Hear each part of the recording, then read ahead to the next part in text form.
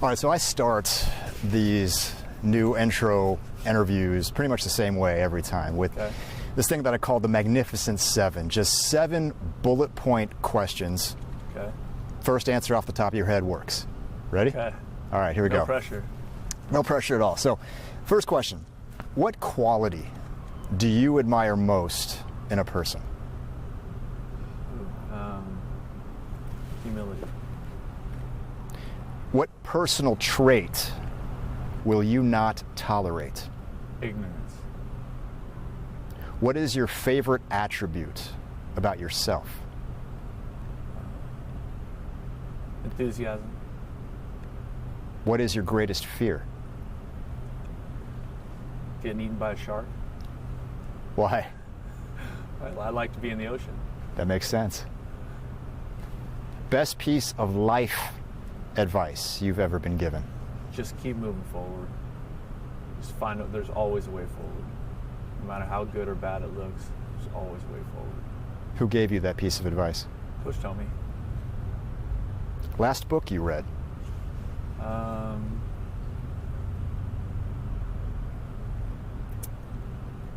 think it was The Magic of Thinking Big, which is a favorite of mine. Sometimes I reread it, but I think I reread it during the season. So The Magic of Thinking Big.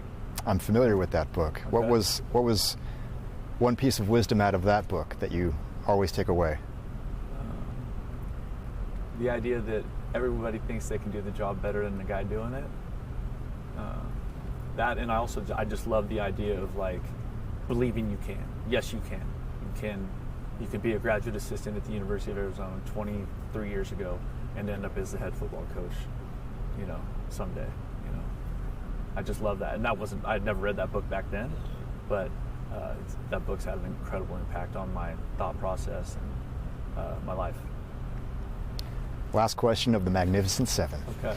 How do you, Brent Brennan, define happiness?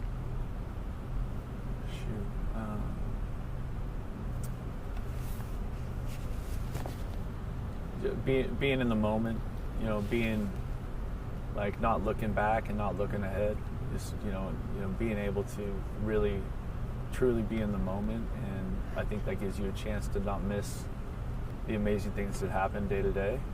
Now, I'm not sure I've done a great job of that the last couple of days, but I would say like that part of it, just being in the moment, being focused on what's happening right now, it gives you a chance to feel good about where you're at and where you're going. Are you living in the moment presently?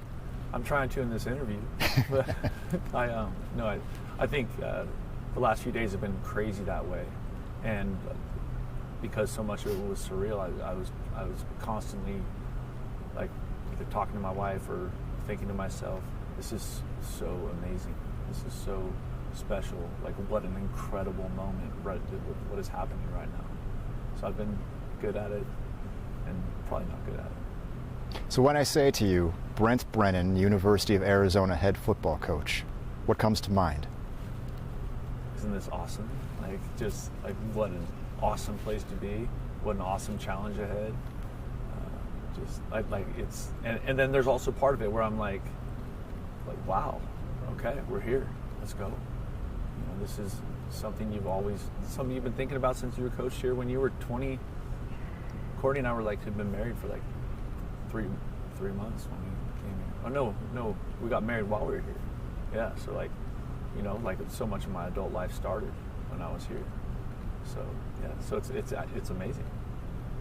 Let's flash back a little bit. You come from a football family. Yeah. So maybe it was a foregone conclusion, but did you find football or did football find you? I would say coaching found me.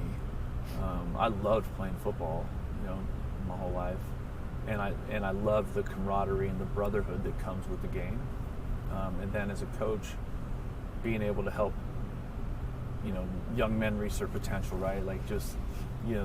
They show up here, you start recruiting them sometimes when they're 14, 15 years old, and you go on this, 2-3 year journey of recruiting them, and then they choose you, and now you're almost like family because you spend so much time together, you talk so much on the phone or communicate so much, and then you end up have them through their college years, which is just such a fun time in a young person's life. And being able to help guys through the natural ups and downs of getting good at college football and learning how to acclimate on their own, and going to school, and being a part of a university and a bigger campus and a bigger community or a different community.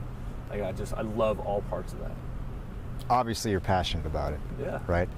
When you say though that the occupation found you, how? I was in that time after college where I think I felt like I was kind of spinning my tires. In my later years of college, one of my position coaches from UCLA left to go coach at Colorado, and so I went and worked summer camp. I kind of just checked in with him. He's like, "Why don't you come out and work summer camp?" And so I went out there and I coached camp for a week or 2 weeks, and I was like, oh, that was fun. I really liked that. And so just watching the coaches do their job at UCLA, that looked like they enjoyed coming to work, that they were happy, in their day-to-day process.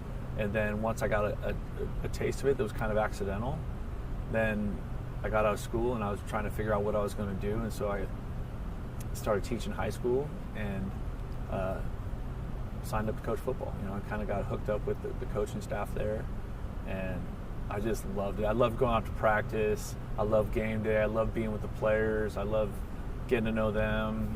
It's just like that part of it. The player-coach relationship is is I think the most special part of coaching college football. What high school? Woodside High School. Woodside High School. Yeah, right there in the edge of Redwood City. If I would have told you back then that years down the line, this is where we would be, what would you have said? I don't think I would have believed that. I think because I was still figuring it out. I knew I was loving it as I was going through it, and I was having some success with the players I was coaching were starting to get recruited. Then college coaches would talk to me, and I, start to lean into build some relationships with college coaches, and I think at that time I was just hoping I'd get a chance to do it for a living, right? Just I hope I get to coach the receivers at some school and it'll pay the bills, right? But then when you get into it, you realize that the job is so much more than that, right? And your opportunity to help impact lives in a positive and meaningful way is so much different. And as an assistant coach, you're doing that in a much smaller group, right? But as a head coach, that can also be powerful because of the responsibility of the job, the amount of people that I'm working with, players, coaches, staff, training room, weight room, all these people, and then in the greater community, right? It's that part of it is, I think you can really have a positive impact on people from this profession, which I didn't understand that at that time in my life. You go 3-22 those first 2 seasons at San Jose State. Yeah. How do those seasons affect you? That was my coach told me. There's always a way forward. You just got to find it. Keep moving forward. That was those conversations, because I talked to him every week back then, and it was hard. It was brutal. We were and we were just working so hard and trying to help these young men. And when you, as a leader or as a head coach or assistant coach, when you don't get the result you want on Saturday, it's my fault. So that record's my fault. And I think the kids still trusted us. They still believed in us, and we were able to add some more good players, and we were able to get in more alignment on the scheme. And over time, we were able to build something really, really cool. But those first 2 years were so hard.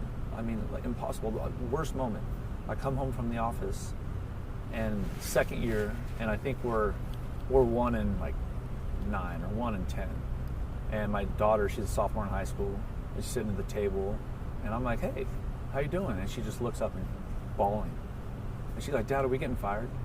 And I was like, I was so in the football thing, I wasn't even really thinking about how this is impacting my family, because they're not stupid, But that was that year, and then to go from that moment to winning the Mountain West Conference, or going to back-to-back bowl games, or doing all the fun stuff we've done in the last few years, was super rewarding. But because of what it was for the players and the team and the community and the school, because we hadn't had a bunch of that.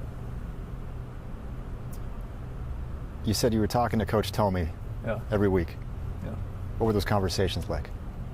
Sometimes he's chewing me out like I was still 25 years old, but they were always, everything with Coach Tomey was always like helping define like your leadership. Like he was serious about like me coaching like me, or you coaching like you, right? Like don't make stuff up out here, and he'd come out and he'd spend a week with us during spring practice. He'd come out during training camp and watch practice. He'd always come out for a game. He'd talk to the team, and so in every one of those conversations, he'd watch us on TV and he'd say, "Hey, what's going on with you guys seem to be getting penalized a lot," or just funny stuff like that. And how do you like your coaches? Are you helping them with this? Are you helping with that?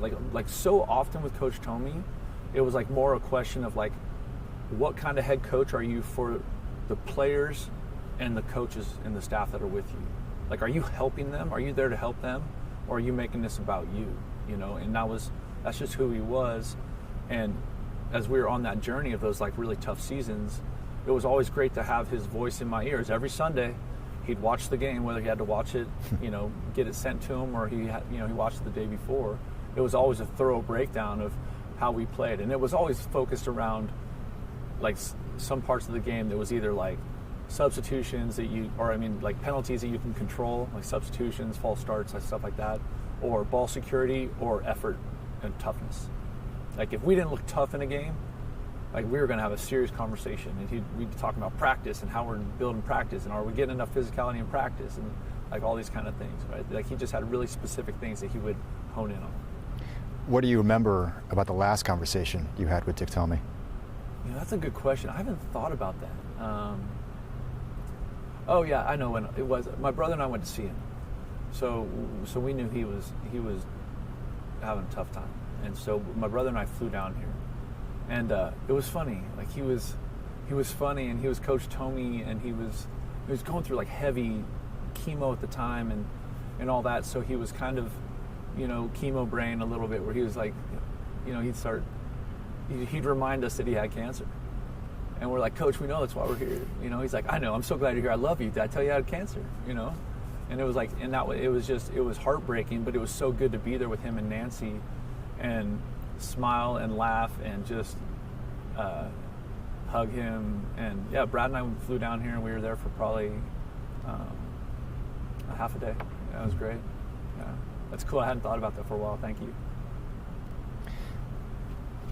What does the word belief mean to you? It's funny. I feel like it's been so overused from the Ted Lasso believe, deal in the locker room. To me, that's everything, and it's really hard to get when you're not having success. Do you believe you can win? Do you believe you can do the job? Do you believe you can find success? Do you, that part of it? And it's a huge part of how our program will be built is develop, like taking the steps that give you the ability to believe, right? And that's in the practice environment, the weight room, in the classroom, the study hall. Like all those things add up to getting that done. But belief is everything.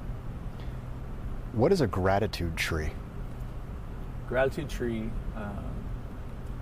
Coach Tomey, I think, might have been the first head coach to dive into like team building exercises, right? Like, and some of the stuff is like intense, and everything with him was how do I connect this team on a deeper level? How do I get them to know each other better, right? You have 100 and whatever guys on a team. They all come from different situations, right? Like, and so how are you going to get these guys to really play together and really fight for each other? And so the gratitude tree, because of that, like I've built a lot of that into my time. The experience I had here with Coach Tomey, where we would, divide up the team and we'd sit in a circle and there'd be a coach in every group, and we would talk about best day of your life, worst day of your life, right? Or tell your life story. You get 10 minutes, and every person would have to tell their life story. And guys were talking about real stuff, and then the exercise would end whenever it ended, and then you would realize that you and this guy on the other side of the circle have the same experience, right? So now there's shared experience, right? Or shared, struggle. And now they have someone to lean on with that situation. Like, it was incredibly bonding. And so the gratitude tree was one of the things that we're in COVID and everything was hard, and we were, in Santa Clara County, we couldn't practice. We had to leave town, and so we were gone for 20-something days, and playing all of our games in Las Vegas. And so we would have, the night before the game, I would do some sort of team bonding, some sort of Coach Tomey, let's bring us back together here. And the gratitude tree was one of them. And so, it's just a tree with empty leaves, and you write what you're grateful for in each leaf, right? And so we did this exercise, and then you break out in a circle and everybody explains their tree to the rest of the group, right? And you find out oh, you like to whatever, you just told me you like JJ Stokes. Oh, that's my friend, whatever the connection is, right? And so I didn't know how powerful the exercise was, but the next week in the locker room, I was walking in there for some reason, and I bet of 110 guys, because we were all still stuck together, I bet 95 had taped it to the locker. That wasn't the plan. This was an exercise we did outside of that room, but they all brought it back and taped it to the locker. I want to remind myself what I'm grateful for every day when I come to practice or I come to the facility. So that's the gratitude tree. Yeah, I can't imagine the kind of impact something like that would have on a group of guys, specifically during that time period. Yeah. And then we're trying to remind them what they're grateful for. Right? They hadn't seen their parents for 7 months.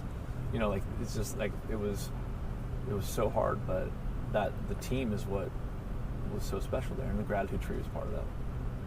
So what are you grateful for? Oh, I'm grateful for this opportunity here at University of Arizona. I'm grateful I have this incredible wife, Courtney, and 3 amazing kids, Blake, Casey, and Scotty. I have so many things to be grateful for. And my gratitude tree is sitting on my desk at San Jose. And when I get back there to clean out that office, it's coming here, But it's probably also an exercise we'll do with this team at some point, because I do think it is powerful. And sometimes we get so busy with life, we forget that we're all incredibly blessed. And there's so much that we can be grateful for and enjoy in the moment. You talk about the relationships and the strength of relationships that a head coach or a coach in general has with his players. Fall of 2022. Camden McWright passes away. How does that affect you? I love Camden McWright. That team, the whole team did, and he had made a real impact in a really short time because he was a true freshman. I think, there's some takeaways there that it was so sad.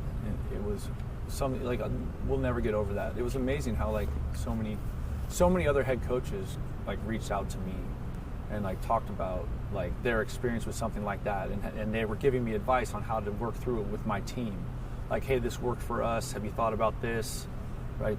That was really, was really powerful. And then in the moment, we had to find a way, because we were supposed to fly out that morning to play a game. And so in that moment, I was grateful for the support of our administration, and the president and the athletic director, because they allowed us to choose to not play the game, because obviously it was just a really hard and really traumatic thing for the team, and it continues to be, because this was a great young man with an incredibly bright future, a big smile, 4.0 GPA coming out of high school, and he was getting to travel for his first road trip. He made the travel squad his first time, and he was getting to the facility early to get his stuff together to be ready to go. And so I love Camden. I'm still in communication with his parents. They're great people. They come to 1 or 2 games every year, and we did everything we could, and I'll continue to try and honor Cam. And San Jose State's done a great job of it also. Last question. What do you figure is the most important lesson you want to instill in your kids? in my kids, like my children, or your the children, players that I'm coaching? For them, I think this profession teaches them a lot, and being a part of it, being a coach's kid, teaches them a lot. And the idea that you can always find a way.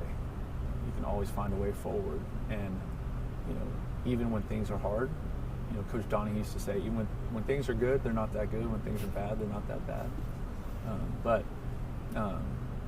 With that question, I'm having all these like coaching cliches come to my head. But like for my own children, I think, we haven't ever really been parents that have like removed struggle from their life. Like our times of the biggest growth are the times when we're going through the hardest stuff, the biggest struggle. And hopefully we're doing a good job of teaching them that. That's it. Cool. That's our time. Hit me with all the hard stuff, man. Golly.